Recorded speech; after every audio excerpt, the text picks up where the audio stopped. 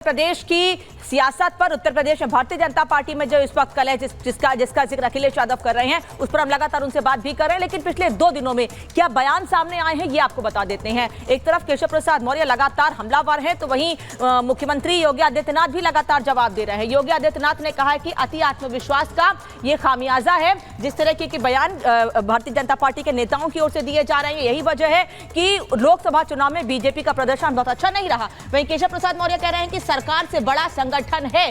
केशव प्रसाद मौर्य सीधे सीधे सरकार पर, योगी आदित्यनाथ पर सवाल उठा रहे हैं, उन पर हमलावर हैं। उसी का जवाब योगी आदित्यनाथ ने दिया है। दरअसल राष्ट्रीय कार्य समिति की बैठक जिस वक्त हो रही थी, प्रदेश कार्य समिति की बैठक माफ कीजिएगा हो रही थी, उस वक्त एक तरफ योगी आदित्यनाथ ने ये बातें कही, तो वहीं अपने समय पर बोलते हुए केशव प्रसाद मौर्य ने भी कई बड़ी बातें कही। फिर योगी आदित्यनाथ ने इस दौरान ये भी कहा कि विपक्ष का झूठ क्यों नहीं रोक पाए। जो विपक्ष एक नैरेटिव बना रहा था, जो सरकार को लेकर झूठ फैला रहा था, उसको नेता क्यों नहीं रोक पाए। तो वहीं केशव प्रसाद मौर्य कह रहे हैं कि संगठन से बड़ा कोई नहीं होता है। वो सोशल मीडिया पर भी कह रहे हैं, पिछले दिनों में 4 बार वो बातें, चाहे वो बैठक में हो चाहे सोशल मीडिया पर हो। वहीं मुख्यमंत्री ने कहा कि नतीजों से बैकफुट पर जाने की जरूरत नहीं है, आगे की तैयारी कीजिए, कार्यकर्ता एकजुट हो। तो वहीं केशव प्रसाद मौर्य कह रहे हैं कि कार्यकर्ता हमारा गौरव है। इस पर संजय निषाद क्या कह रहे हैं, सुनते हैं। कहीं संगठन और सरकार में कुछ अनबन चल रही, किस तरह देखते हैं? नहीं, गलत लोग कयास लगाते हैं। ये तो लोकतंत्र का नियम ही है।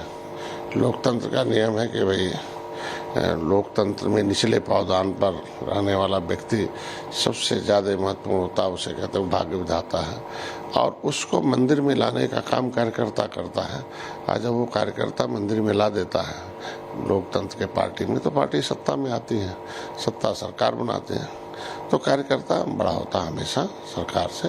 ये हमेशा लोकतंत्र का ही परिभाषा रहा है। अगर बड़ा नहीं होता तो कार्यकर्ता ही तो पार्टी है। कार्यकर्ता कहीं अलग थोड़ी है, पार्टी ही कार्यकर्ता है, सरकार ही कार्यकर्ता है। सरकार, कार्यकर्ता, पार्टी सब एक दूसरे के पूरक हैं, उसको अलग अलग नहीं देखा जाना चाहिए। अखिलेश यादव ने भी इसको लेकर ट्वीट किया कि कुर्सी की लड़ाई में जनता को अनदेखा किया जा रहा है और जो बीजेपी तोड़फोड़ की राजनीति करती थी, आज उनके अंदर ही कलह चल रही है। ऐसा उनका अपना जैसा होता, जैसा जो किया रहता उसके भावना में वही रहता है। ऐसा कोई कला नहीं है और कहीं कुछ नहीं है, और सब मिलजुल के सब काम हो रहा। और अगर काम नहीं होता तो उत्तर प्रदेश सर्वोत्तम प्रदेश कैसे बनता, हम मत्स्य में उत्पादन कैसे कर लेते हैं। और राघवेंद्र, मंत्री निषाद सिंह को अभी हम सुन रहे थे, लेकिन बार बार यही कहा जा रहा है आपसे कुछ देर बाद जब बैठक शुरू होगी कि कार्यकर्ताओं का मुख्य तौर पर ध्यान रखा जाएगा, उनको नाराज नहीं किया जाएगा। क्योंकि अगर हम बीते चुनावों की बात करें, जो नतीजे सामने आए थे, और कहीं ना कहीं लोकसभा चुनाव में उत्तर प्रदेश में बीजेपी का ग्राफ थोड़ा सा कम हुआ है, इसको मानना पड़ेगा, स्वीकार करना पड़ेगा। उसमें माना ही जा रहा है कि कार्यकर्ताओं की अनदेखी हुई और उनकी नाराजगी कहीं ना कहीं भारी पड़ी। इसलिए बार बार कार्यकर्ता, संगठन और पार्टी, इन बातों का जिक्र हो रहा है।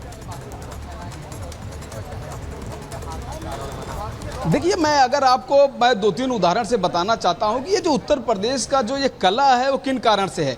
जिस तरह से यहाँ पर सरकार और संगठन की बात कही जा रही है, अधिकारियों के कहते हैं कि अधिकारी किसी की सुन नहीं रहे हैं, अपना काम कर रहे हैं, अपनी चला रहे हैं। इन सब बातों को लेकर इसको आधार बनाकर लगातार जो मनमुटाव की बातें हैं वो निकल रही हैं। देखिए, इसके पहले अगर हम राजस्थान की बात करें, राजस्थान में भी बीजेपी को इस बार झटका लगा। कारण क्या था कि वहां देखिए वसुंधरा राजे को रिप्लेस करके दूसरा सीएम लाया गया। कहीं न कहीं जो संगठन का जो कला था वह कारण बना हार का। साथ ही महाराष्ट्र में देखिए जिस तरह से परिवर्तन हुआ, वहां पर मुख्यमंत्री नए आए और जो मुख्यमंत्री थे बीजेपी के फडणवीस, उनको डिप्टी सीएम रहना पड़ा। तो कहीं न कहीं वहां का भी जो कला है उसका कारण रहा, सीट बहुत मैक्सिमम जीत के नहीं आए। और यहां भी सरकार संगठन की बात जरूर हो रही है। उत्तर प्रदेश में भी कुछ ऐसा ही रहा, जिसका कारण रहा कि भारी नुकसान भारतीय जनता पार्टी को। जहां पर भारतीय जनता पार्टी ने संकल्प लेके, लक्ष्य लेके चले थे कि हम 80 की 80 सीट जीतेंगे, वहां पर इनको 40 सीट जीतना भी मुश्किल हो गया। ठीक है, किसी तरह से यहां पर वो अपनी इज्जत बचाए। और आप देख रहे थे जब अयोध्या जैसी लोकसभा भी, यानी कि फैजाबाद जैसी लोकसभा भी भारतीय जनता पार्टी हार गई, तो कहीं न कहीं बड़ा चोट लगा है। इस पे जरूर मंथन की आवश्यकता है, मंथन हो भी रहा है, लेकिन कोई कुछ अंदर की बात कह नहीं पा रहा है, कोई कुछ बता नहीं पा रहा है। क्योंकि इस तरह की अगर बातें होंगी तो ये दूर तक जाएंगी। और जिस तरह से आज डिजिटल का जमाना है, राघवेंद्र, और इस पर मंथन करने की जरूरत है क्योंकि विपक्ष लगातार मौका ढूंढ रहा है। अब हम अपने दर्शकों को बताते हैं ग्राफिक्स के जरिए कि आला कमान की तरफ से नसीहत आई है, और ये नसीहत किसको है।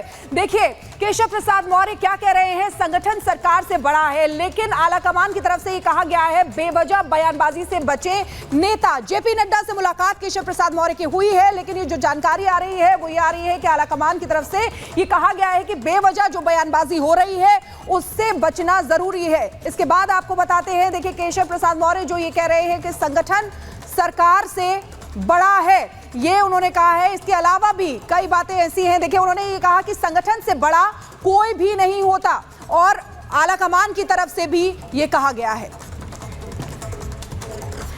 तो आपको अब अगली खबर बता दें, बलिदान मांगे बदला। दरअसल जम्मू कश्मीर के डोडा में जो आतंकी हमला होता है उसमें देश के 5 जवान जो हैं उनके प्राणों की किस कदर आहुति हो जाती है वो सभी ने देखा। इस खबर को विस्तार से बताएंगे।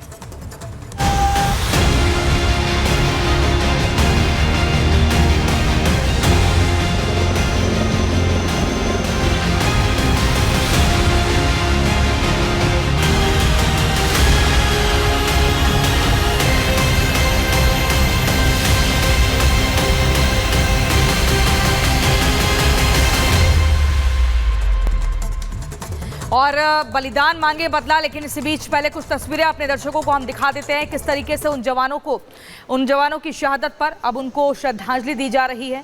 आपको बता दें बीते दिन एक अधिकारी समेत 5 जवान जो हैं वो शहीद हुए हैं, और जिसमें जो अधिकारी हैं उनका नाम ब्रिजेश थापा है, बाकी 4 जवान हैं।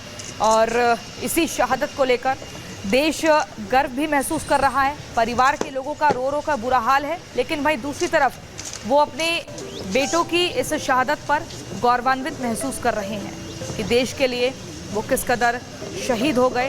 इस शहादत को भूला नहीं जाएगा, लेकिन दूसरी तरफ इंसाफ की मांग भी की जा रही है, बदले की मांग की जा रही है, और स्ट्राइक से नीचे अब कुछ बात नहीं बनेगी, इस तरह का जिक्र भी हो रहा है।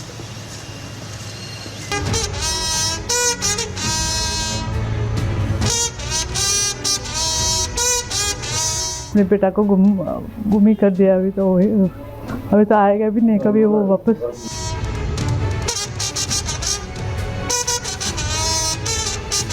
I feel proud that my son has done something for our nation. We will be missing him for the rest of our life. मातृभूमि के लिए सर्वस्व निछावर कर देना नसीब की बात होती है। देश की रक्षा में अपने प्राणों की आहुति देना हर किसी के बस की बात नहीं होती। दुश्मनों से लोहा लेते वक्त खुद का बलिदान देने वाले इन 4 जवानों पर पूरा देश इस वक्त फख्र कर रहा है। अपने बेटे पर गुरूर तो परिवार को भी होता है, लेकिन दिल की गहराइयों से ऐसा सदमा लगता है कि सुध बुध खो देता है। जैसे आज इन शहीदों के परिवार में मातम पसरा है। माता पिता बेबसी के आंसू बहा रहे हैं।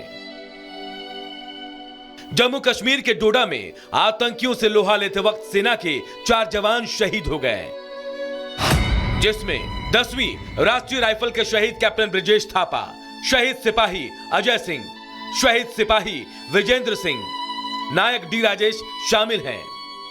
कैप्टन समेत 4 जवानों की शहादत पर पूरे देश की आंखें नम हैं, तो दिल में बलिदान पर फख्र भी है। देश के लिए अपने प्राणों की बाजी लगाने वाले शहीदों को जम्मू में श्रद्धांजलि दी गई। सेना के अधिकारियों और जवानों ने पुष्प अर्पित किया। इस दौरान जम्मू कश्मीर के उपराज्यपाल मनोज सिन्हा, बीजेपी प्रदेश अध्यक्ष रविंद्र रैना, केंद्रीय मंत्री जी किशन रेड्डी भी शहादत को नमन करने पहुंचे।